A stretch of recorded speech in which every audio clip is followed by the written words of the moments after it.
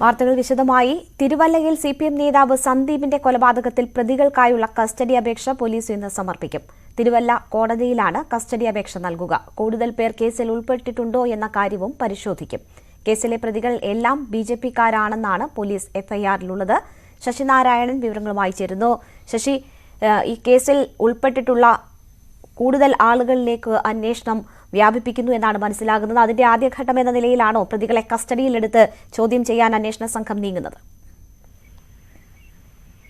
രേണുക, അത്തരത്തിൽ തന്നെയാണ്. പ്രധാനമായും ഈ പ്രതികൾ ഇന്നലെ വരെ നമ്മൾ പോലീസ് പറഞ്ഞിരുന്നത് ജിഷ്ണു മാത്രമാണ്, ഇതിന്റെ പ്രധാന പ്രതി ജിഷ്ണു മാത്രമാണ് ബിജെപി പ്രവർത്തകൻ എന്നതിലേക്ക് പോലീസ് സൂചിപ്പിച്ചിരുന്നത്. പക്ഷേ എഫ്ഐആറിൽ ഈ 5 പേരും ബിജെപി പ്രവർത്തകരാണ്. ജിഷ്ണു, പ്രമോദ്, മുഹമ്മദ് വൈസിൽ, അതുപോലെ തന്നെ നന്ദു അടക്കമുള്ള പ്രതികളെല്ലാം 5 പേരും, അഫി അടക്കമുള്ള 5 പേരും ഇപ്പോൾ ബിജെപി പ്രവർത്തകരാണെന്നാണ് എഫ്ഐആറിൽ സൂചിപ്പിച്ചിട്ടുള്ളത്. അതുകൊണ്ട് തന്നെയാണ് സിപിഎം ഈ കേസിനെ രാഷ്ട്രീയമായുള്ള ഒരു പ്രേരണ ഈ കേസിൽ കൊലപാതകത്തിൽ ഉണ്ട് എന്നുള്ള കാര്യത്തിൽ സിപിഎം വ്യക്തമാക്കിയത്. എന്തായാലും ഈ കേസിൽ മറ്റുള്ളവർ ആരെങ്കിലും ഇതിൽ ഉന്നത തലത്തിലുള്ള ആളുകൾ ബന്ധപ്പെട്ടുണ്ടോ എന്ന കാര്യം കൂടി പരിശോധിക്കുന്നതാണ്. പ്രതികളെ കസ്റ്റഡി വാങ്ങി തെളിവെടുപ്പും ഒപ്പം വിശദമായ ചോദ്യം ചെയ്യലും നടത്തുന്നത്. കേരളത്തിൽ സ്വാഭാവികമായും ഈ കേസ് തിരുവല്ലയെ സംബന്ധിച്ച് പറയുമ്പോൾ തിരുവല്ലയിലെ പ്രാദേശിക നേതാവ് നിലയ്ക്ക് സന്ദീപ് ഈ മേഖലയിൽ നിന്നും നിരവധി ബിജെപിയിൽ പ്രവർത്തിച്ചിരുന്ന ആളുകളെയൊക്കെ സിപിഎമ്മിലേക്ക് കൊണ്ടുവരുന്ന ഒരു നേരത്തെ ഉണ്ടായിരുന്നു. പക്ഷേ ഇതൊക്കെ ഒരു വൈരാഗ്യത്തിന് കാരണമായിട്ടുണ്ട് എന്നുള്ളതാണ് പോലീസിന്റെ വിലയിരുത്തൽ. അതുപോലെ തന്നെയാണ് എഫ്ഐആർ സൂചിപ്പിച്ചിട്ടുള്ളത്. അതുകൊണ്ട് തന്നെ രാഷ്ട്രീയ കൊലപാതകം എന്ന നിലയ്ക്ക് തന്നെ ആണ് കാര്യങ്ങൾ പോകുന്നത്. സിപിഎം ഉന്നയിച്ച രീതിയിൽ തന്നെ കേസ് ഇപ്പോൾ അത്തരത്തിൽ വരുന്നു എന്നുള്ളതാണ് എഫ്ഐആർ സൂചിപ്പിക്കുന്നത്. 5 പേരും ബിജെപി പ്രവർത്തകരാണ്. ഇതുമായി ബന്ധപ്പെട്ട ഏതെങ്കിലും തരത്തിൽ നേരത്തെ നമ്മൾ സൂചിപ്പിച്ച പോലെ തന്നെ ഉന്നത തലത്തിലെ ബന്ധം ഈ കേസിനുണ്ടോ എന്ന കാര്യം കൂടി പരിശോധിക്കേണ്ടിയിരിക്കുന്നു. അതിന് വിശദമായ ചോദ്യം ചെയ്യൽ ആവശ്യമാണ്, കൂടുതൽ അന്വേഷണം ആവശ്യമാണ്. അതുകൊണ്ടാണ് പ്രതികളെ കസ്റ്റഡി വാങ്ങി തെളിവെടുപ്പ് നടത്തി കൂടുതൽ അന്വേഷണത്തിലേക്ക് പോലീസ് കടക്കും. തരേണുക. ശരി, ശശിനാരായണനാണ് വിവരങ്ങൾ നൽകിയത്. വിശ്വാസികളാണെങ്കിൽ ഹിന്ദുക്കളല്ലാത്തവരെയും ഗുരുവായൂർ ക്ഷേത്രത്തിൽ പ്രവേശിപ്പിക്കണമെന്ന് SNDP യോഗം general secretary Vellappally Natesan news 18നോട്. വിശ്വാസികളായ ഏത് മതസ്ഥർക്കും ക്ഷേത്രപ്രവേശനം നൽകണം. അങ്ങനെയുണ്ടായാൽ ഗുരുവായൂരിലടക്കം ക്ഷേത്രങ്ങളിൽ വരുമാനത്തിൽ വലിയ വർധനയുണ്ടാകുമെന്ന് വെള്ളാപ്പള്ളി പറഞ്ഞു. SNDP യോഗം ജനറൽ സെക്രട്ടറിയായി 25 വർഷം പൂർത്തിയാക്കുന്ന വെള്ളാപ്പള്ളി ന്യൂസ് 18 കേരളം എഡിറ്റർ പ്രദീപ് പിള്ളയ്ക്ക് നൽകിയ അഭിമുഖത്തിലാണ് നിലപാട് വ്യക്തമാക്കിയത്.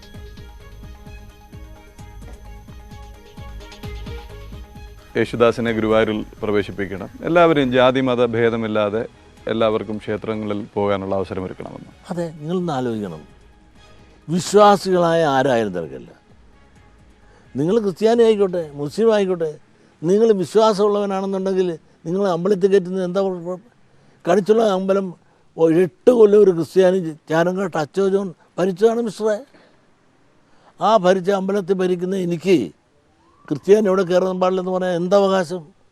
ഞങ്ങളുടെ പാരമ്പര്യം SNDPയുടെ ശൈലിയും SNDP യോഗ തീരുമാനം തന്നെ വിശ്വാസികളായ ആരായാലും SNDP യോഗത്തിൻ്റെ എല്ലാ ക്ഷേത്രങ്ങളും പ്രവേശിപ്പിക്കണമെന്നുള്ളതാണ് തീരുമാനം. അതുകൊണ്ട് എല്ലാ ഗുരുവായൂരും തന്നെ ഈ തീണ്ടപ്പലക ഉണ്ട്, ഹിന്ദുക്കൾക്ക് മാത്രമേ പ്രവേശിക്കാവൂ. അത് മാറ്റി വിശ്വാസികൾക്ക് പ്രവേശനമാക്കണോ? അതെ, അത് മാറ്റി വിശ്വാസികൾക്കെല്ലാം പ്രവേശനം അനുവദിക്കണം. അങ്ങനെ ഉണ്ടായാൽ ഗുരുവായൂർ ഇന്നുള്ളതിനേക്കാൾ കൂടുതൽ വരുമാനം ഉണ്ടാകുമെന്ന് മാത്രമല്ല കൂടുതൽ അതിൻ്റെ പ്രശസ്തി വർദ്ധിക്കും. വെള്ളാപ്പള്ളി നടേശനുമായുള്ള അഭിമുഖത്തിന്റെ പൂർണ്ണരൂപം രാത്രി 7 മണിക്ക് കാണും.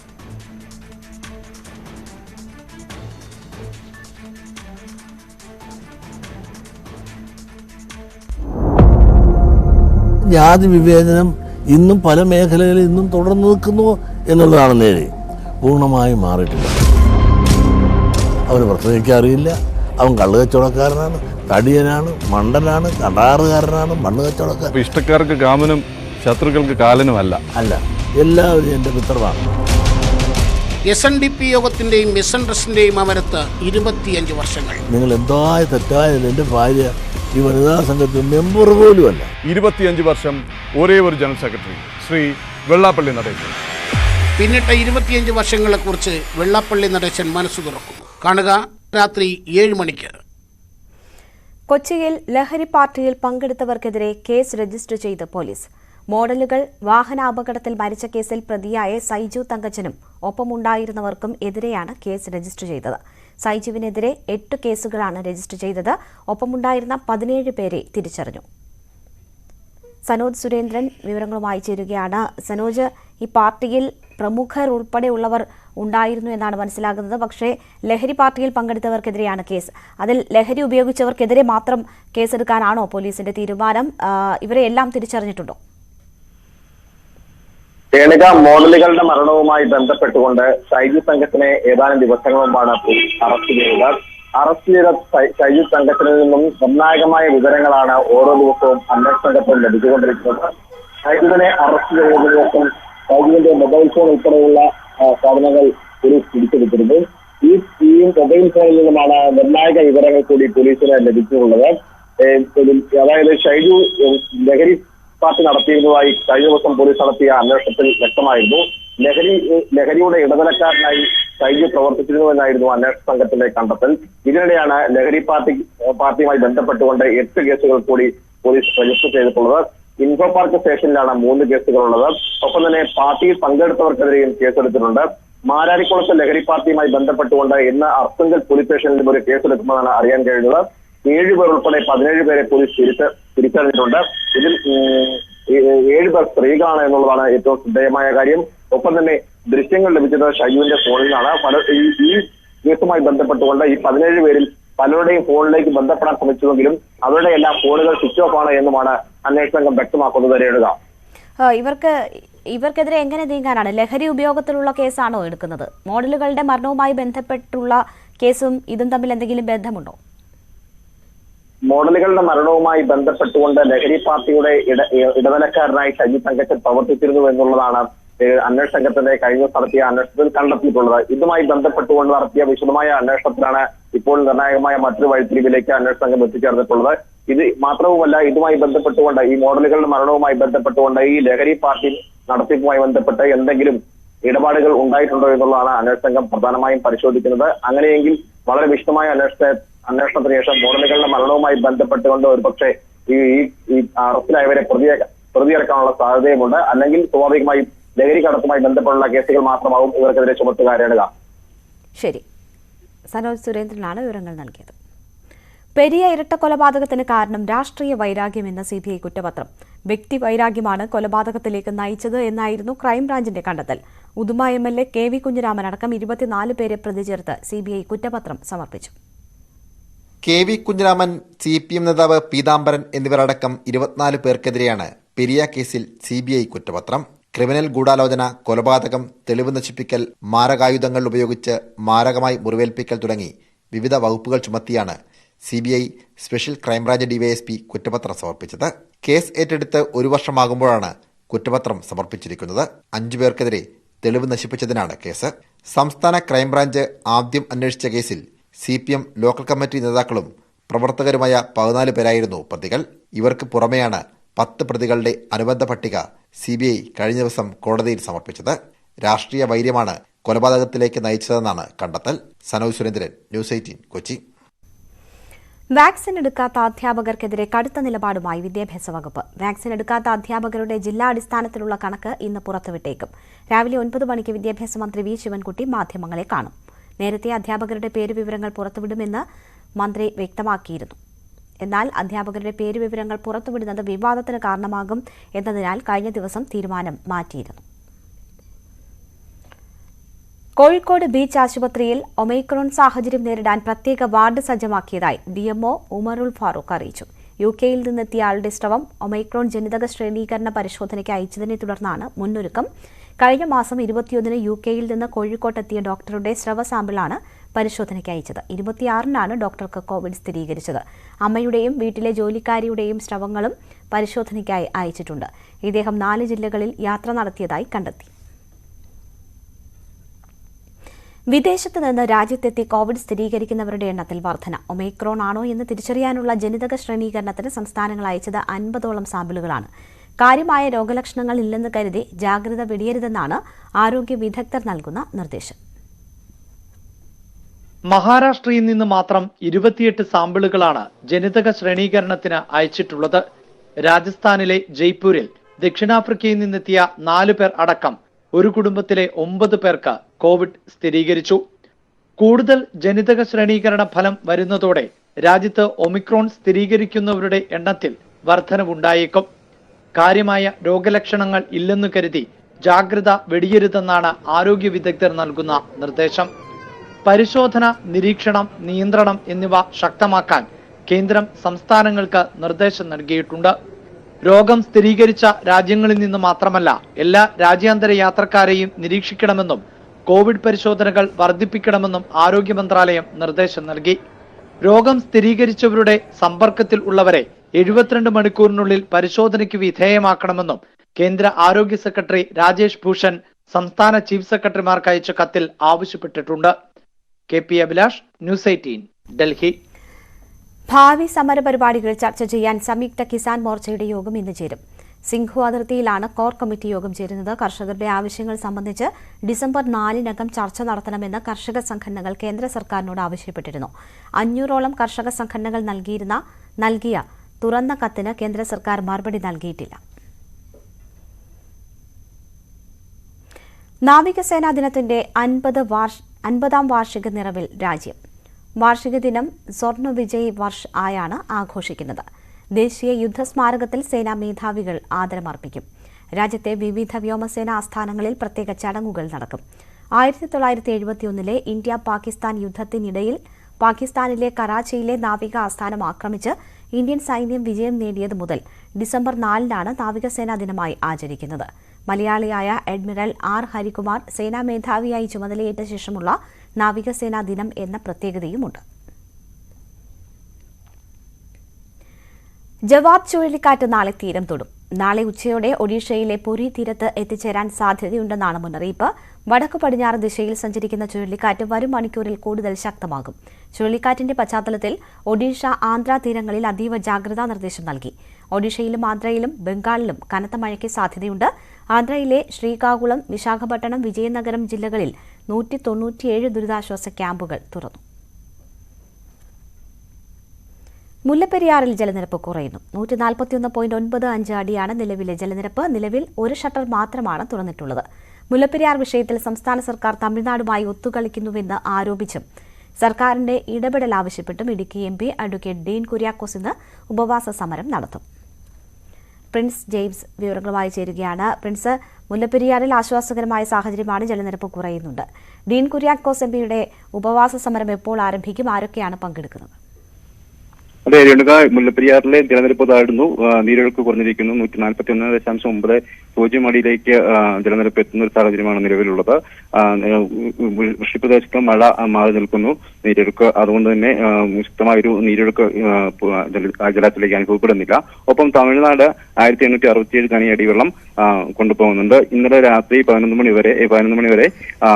മുതൽ 9 ഷട്ടറുകളിലൂടെ 7200 ഖനിയടിയോളം വെള്ളം പെരിയാറിലേക്ക് ഒഴുക്കിയായിരുന്നു. തുടർന്ന് 12 മണി മുതൽ ഘട്ടം ഘട്ടമായി ഷട്ടറുകൾ താഴ്ത്തുകയായിരുന്നു. നിലവിൽ ഒരു ഷട്ടർ മാത്രമാണ് തുറന്നിരിക്കുന്നത്. 10 സെന്റിമീറ്റർ ഉയർത്തി 143 ഖനിയടി വെള്ളമാണ് പെരിയാറിലേക്ക് ഒഴുക്കുന്നത്. നേരിയ തോതിൽ മാത്രമേ വെള്ളം പുറത്തേക്ക് ഒഴുക്കുന്നുള്ളൂ. അപ്പം വൃഷ്ടിപ്രദേശത്തു നിന്നും മഴ കുറയുന്നതിനാൽ, നീരൊഴുക്ക് കുറയുന്നതിനാൽ തുടർന്ന് നീരൊഴുക്ക് കുറയുന്നതിനാൽ ജലനിരപ്പ് താഴുന്ന ഒരു സാഹചര്യമാണ് നിലവിലുള്ളത്. ഒപ്പം മുല്ലപ്പെരിയാർ വിഷയത്തിൽ ഒരു പരിഹാരം ആവശ്യപ്പെട്ടുകൊണ്ട് ഇടുക്കി MP ഡീൻ കുര്യാക്കോസ് ഇന്ന് ചെറുതോണിയിൽ ഉപവസിക്കും. സംസ്ഥാന സർക്കാർ തമിഴ്നാടുമായി ഒത്തുകളിക്കുകയാണെന്നാണ് MP ഉന്നയിക്കുന്ന പ്രധാന ആരോപണം. പ്രതിപക്ഷ നേതാവ് VD സതീശൻ സമരം ഉദ്ഘാടനം ചെയ്യും. ഒപ്പം ജില്ലയിലെയും സംസ്ഥാനത്തെയും മുതിർന്ന UDF-ന്റെയും കോൺഗ്രസിന്റെയും നേതാക്കന്മാർ സമരത്തിൽ പങ്കെടുക്കും. പ്രിൻസ് ജെയിംസ് ആണ് വിവരങ്ങൾ നൽകിയത്. ഇടവേളയാണ്. കൂടുതൽ വാർത്തകൾക്കും വിശദാംശങ്ങൾക്കും malayalam.news18.com സന്ദർശിക്കുക.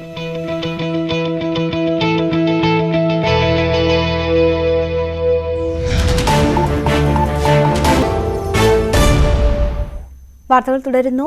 പിളർപ്പിന് ശേഷമുള്ള ലോക് താന്ത്രിക് ജനതാദൾ സംസ്ഥാന ഭാരവാഹി യോഗവും സംസ്ഥാന സമിതിയും ഇന്ന് തൃശൂരിൽ ചേരും. സംഘടനാ വിരുദ്ധ പ്രവർത്തനത്തിന് നോട്ടീസ് നൽകിയ ജില്ലാ പ്രസിഡന്റുമാർക്കെതിരായ തുടർ നടപടിയും യോഗത്തിൽ ചർച്ചയാകും.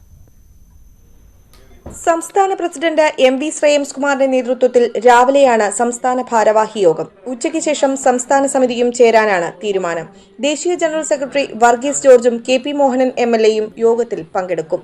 സമാന്തര യോഗം ചേർന്നതിനും പാർട്ടി വിരുദ്ധ പ്രവർത്തനങ്ങൾ നടത്തിയതിനും ഭാരവാഹിത്വത്തിൽ നിന്ന് ഒഴിവാക്കിയ ഷെയ്ഖ് പി ഹാരിസ് ഉൾപ്പെടെയുള്ള വിമത വിഭാഗത്തിന് യോഗത്തിലേക്ക് ക്ഷണമില്ല. ഷെയ്ഖ് പി ഹാരിസിനും മറ്റുള്ളവർക്കുമെതിരെ സസ്പെൻഷൻ അടക്കമുള്ള നടപടികൾ വേണോയെന്നും യോഗം ചർച്ച ചെയ്യും. വിമതപക്ഷത്തോടൊപ്പമുള്ള മലപ്പുറം, ആലപ്പുഴ ജില്ലാ പ്രസിഡന്റുമാർക്കെതിരായ നടപടിയിലും തീരുമാനമുണ്ടാകും. നോട്ടീസിന് മറുപടി നൽകി ഔദ്യോഗിക വിഭാഗത്തിലേക്ക് ചുവടുമാറ്റിയവരുമുണ്ട്. വർഗീസ് ജോർജും കെ.പി. മോഹനും ശ്രേയംസ്കുമാറിനൊപ്പം ചേർന്നത് വിമതപക്ഷത്തിന് തിരിച്ചടിയായിട്ടുണ്ട്. വിമത വിഭാഗം ഡിസംബർ 8 എറണാകുളത്ത് സംസ്ഥാന കൌൺസിൽ യോഗം വിളിച്ചിട്ടുണ്ട്. ന്യൂസ് 18 തൃശൂർ. വഖഫ് നിയമന വിവാദങ്ങൾക്കിടെ സമസ്ത പ്രസിഡന്റ് ജിഫ്രി മുത്തുക്കോയ തങ്ങളുമായി മന്ത്രി വി അബ്ദുറഹ്മാൻ കൂടിക്കാഴ്ച നടത്തി. വഖഫ് നിയമനത്തിൽ മന്ത്രിക്ക് ധാർഷ്ട്യമാണെന്ന് ജിഫ്രി മുത്തുക്കോയ തങ്ങൾ കഴിഞ്ഞ ദിവസം പ്രതികരിച്ചിരുന്നു. പള്ളികളിൽ പ്രതിഷേധം വേണ്ടെന്ന ജിഫ്രി തങ്ങളുടെ നിലപാട് കേരളത്തിൽ ഉണ്ടാകുമായിരുന്ന സംഘർഷ സാഹചര്യം ഒഴിവാക്കിയതായി മന്ത്രി പറഞ്ഞു. രാത്രി 8 മണിയോടെയാണ് വി അബ്ദുറഹ്മാൻ കൊണ്ടോട്ടി ജാമിയ ജലാലിയയിലെത്തി ജിഫ്രി തങ്ങളെ സന്ദർശിച്ചത്. മുസ്ലിം ലീഗ് പള്ളികളിൽ നിശ്ചയിച്ച പ്രതിഷേധം ഒഴിവായത് ജിഫ്രി തങ്ങളതിനെ എതിർത്തതുകൊണ്ടാണ്. പ്രതിഷേധം നടന്നിരുന്നെങ്കിൽ പലയിടത്തും അത് സംഘർഷങ്ങൾക്ക് കാരണമായേനെ. അത് ഒഴിവാക്കാൻ ആവശ്യമായ സഹായകമായ സമീപനം സ്വീകരിച്ച മുത്തുക്കോയ തങ്ങളെ മന്ത്രി അഭിനന്ദിച്ചു. വഖഫ് ബോർഡ് നിയമനവുമായി ബന്ധപ്പെട്ട ആശങ്കകൾ പരിഹരിക്കുന്നതിന് മുഖ്യമന്ത്രിയുടെ നേതൃത്വത്തിൽ യോഗം ചേരുമെന്നും മന്ത്രി അറിയിച്ചു. യോഗത്തിൽ സമസ്ത പ്രതിനിധികൾ പങ്കെടുക്കുമെന്ന് ജിഫ്രി മുത്തുക്കോയ തങ്ങൾ മന്ത്രിക്ക് മറുപടി നൽകി. വഖഫ് ബോർഡ് നിയമനവുമായി ബന്ധപ്പെട്ട ആശങ്കകൾ പരിഹരിക്കാനുള്ള നടപടികൾ ഉണ്ടാകണമെന്ന് തങ്ങൾ മന്ത്രിയോട് ആവശ്യപ്പെട്ടു. ഇതിനാവശ്യമായ നടപടികൾ സർക്കാരിന്റെ ഭാഗത്തുനിന്ന് ഉണ്ടാകുമെന്ന് ഉറപ്പു നൽകിയാണ് മന്ത്രി മടങ്ങിയത്. വഖഫ് നിയമന വിഷയത്തിൽ അടുത്ത വ്യാഴാഴ്ച വലിയ പ്രതിഷേധ സമ്മേളനം മുസ്ലിം ലീഗ് പ്രഖ്യാപിച്ചിട്ടുണ്ട്. എന്നാൽ ഇതിനു മുൻപേ സമസ്തയുമായി കൂടിക്കാഴ്ച നടത്തി പ്രശ്നം സമവായത്തിലെത്തിക്കാനാണ് സർക്കാർ നീക്കം. അതിനു മുന്നോടിയായിട്ടാണ് വഖഫ് വകുപ്പ് മന്ത്രി വി അബ്ദുറഹ്മാന്റെ സന്ദർശനം. ന്യൂസ് 18 മലപ്പുറം. ശബരിമല വാർത്തകൾ.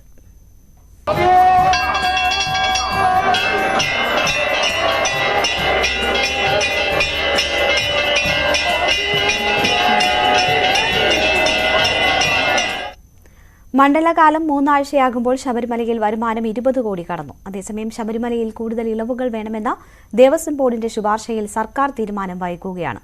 ഇന്ന് നട തുറന്ന ആദ്യ മണിക്കൂറുകളിൽ വൻ ഭക്തജന തിരക്കാണ് അനുഭവപ്പെട്ടത്. വി വിനോദിന്റെ റിപ്പോർട്ട്. പതിവ് പോലെ നട തുറന്ന ആദ്യ മണിക്കൂറുകളിൽ ശബരിമല സന്നിധാനത്ത് കാര്യമായ തിരക്കാണ് അനുഭവപ്പെടുന്നത്. നമുക്കിതിന് ഏറ്റവും പ്രധാനപ്പെട്ട കാര്യം, ശബരിമലയിൽ സന്നിധാനത്ത് തങ്ങുന്നതിന് ഇപ്പോൾ അനുമതിയില്ല. അതുകൊണ്ട് തന്നെ പരമാവധി ഭക്തർ രാവിലെ മല ചവിട്ടി ദർശനം പൂർത്തിയാക്കി ഉച്ചയോടുകൂടി തിരികെ മടങ്ങുന്ന ഒരു സാഹചര്യമാണുള്ളത്. ഏതായിരുന്നാലും ദേവസ്വം ബോർഡ് ഇക്കാര്യങ്ങളിലൊക്കെയും ഇളവുകൾ ആവശ്യപ്പെട്ട് സർക്കാരിന് ശുപാർശ നൽകിയിരുന്നു. പക്ഷേ ആ ശുപാർശയിൽ ഇതുവരെയും തീരുമാനം ഉണ്ടായിട്ടില്ല.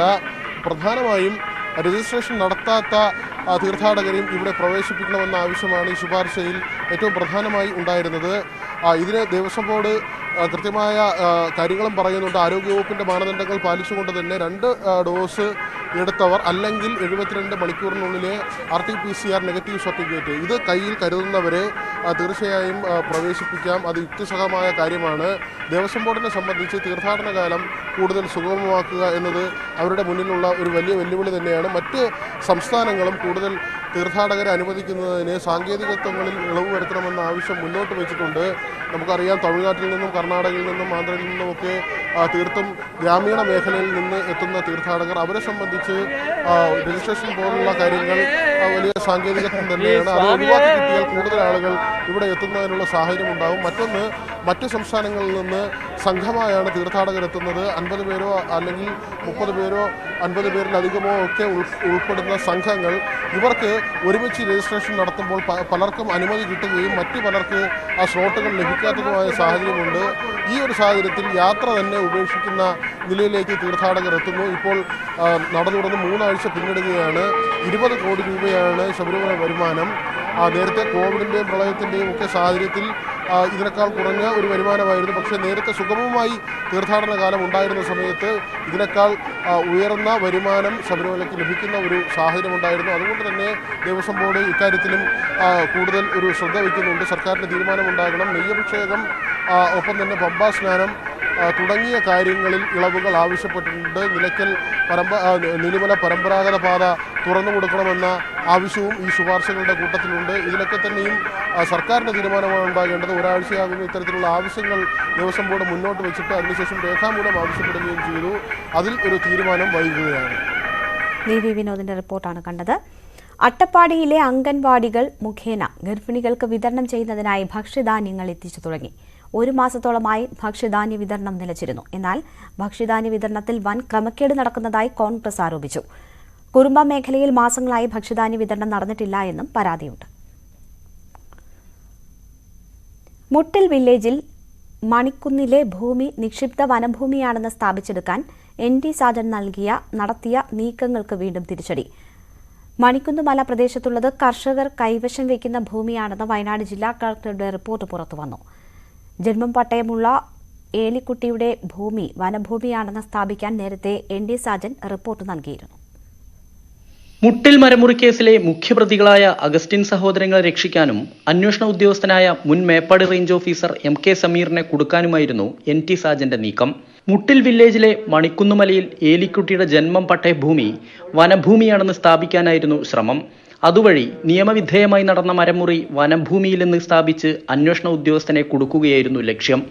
മണിക്കുന്നുമലയിലേത് വനഭൂമിയല്ലെന്നും മുട്ടിൽ അന്വേഷണം അട്ടിമറിക്കാനാണ് സാജൻ ഇങ്ങനെയൊരു റിപ്പോർട്ട് നൽകിയതെന്നും വനം വകുപ്പിലെ 2 ഉന്നത ഉദ്യോഗസ്ഥർ റിപ്പോർട്ട് നൽകിയതിന് പിന്നാലെയാണിപ്പോൾ വയനാട് ജില്ലാ കളക്ടറും സമാന റിപ്പോർട്ട് നൽകിയത്. ഭൂമിയുടെ ഉടമസ്ഥതാവകാശം സംബന്ധിച്ച് ഏലിക്കുട്ടിയും മാതനും തമ്മിൽ തർക്കമുണ്ടെന്ന് കളക്ടറുടെ റിപ്പോർട്ടിൽ പറയുന്നുണ്ട്. എന്നാൽ വനഭൂമിയാണെന്ന് റിപ്പോർട്ടിൽ എവിടെയുമില്ല.